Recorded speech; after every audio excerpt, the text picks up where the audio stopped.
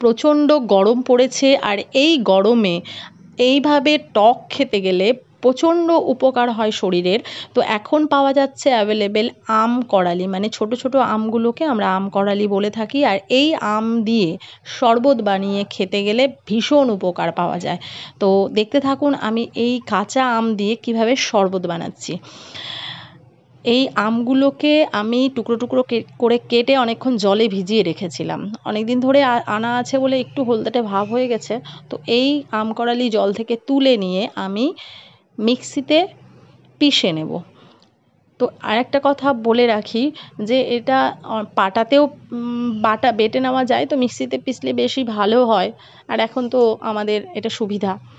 তো যাই হোক, এটা এই আমগুলোকে কিন্তু আমরা পুড়িয়ে নিয়েও কিন্তু শরবত বানাতে পারি। এটা আমি কাঁচাই করছি। তো দেখতে পাচ্ছেন আমার পেস্ট কিন্তু রেডি। তো এখানে আমি দিয়ে দিয়েছি লঙ্কা, লবণ, তো গোলমরিচও দিই আমি। তো গোলমরিচ আমার ছিল না বলে আমি গোলমরিচের গুঁড়োটা শেষ হয়ে গেছে তাই দিতে পারলাম না, তাই একটু লঙ্কা দিয়েছি। চিনি, লবণ, লঙ্কা, একটু ঝাল ঝাল, মিষ্টি মিষ্টি, নোনতা নোনতা ভীষণ ভালো লাগে। তো দেখতেই পাচ্ছেন আমি দিয়ে দিলাম হচ্ছে চিনি, লবণ, লঙ্কা। আমার পেস্ট রেডি। এই যে পেস্টের মধ্যেও আবার কিন্তু গোটা গোটা থেকে গেছে কিছু কিছু, মানে পুরো পেস্ট পুরোপুরিভাবে হবে না। এই যে এইভাবে আবার আলাদা করে করে উঠিয়ে রেখে আমি পরে কিন্তু আবার পিষে নেব। আমার তো জিভে জল চলে আসছে। তো যাই হোক, আমি পেস্টটাকে আলাদা করে নিচ্ছি আর গোটাগুলোকে আবার আলাদা করে ভালো করে পিষে নিয়ে আমার অনেকটা পরিমাণই হয়েছে, কারণ অনেকটাই আম ছিল। তো আমি আবার এগুলোকে আলাদা করে আবার পিষে নিচ্ছি। দেখুন রেডি। এবার এটা আমি গ্লাসে কয়েক চামচ দিয়ে, এটার মধ্যে বরফ মিশিয়েও খেতে পারেন। আমার ঠান্ডা জল দিয়ে, ঠান্ডা জল ছিল, ঠান্ডা জল দিয়ে আমি শরবতটা করে নেব।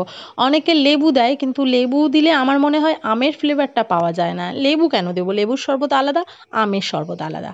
তো করে খাবেন, আর করে খেয়ে দেখবেন কতটা ভালো লাগে। আর শরীরের পক্ষে ভীষণ উপকারী, কারণ প্রচণ্ড রৌদ্র।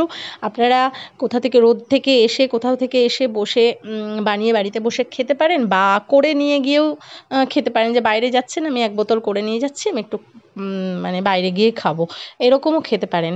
তো রেসিপিটা কেমন লাগলো সবাই আমাকে একটু কমেন্টে জানাবেন, লাইক করবেন, ভালো লাগলে শেয়ার করে দেবেন। সবাই ভালো থাকবেন, সুস্থ থাকবেন, সাবধানে থাকবেন।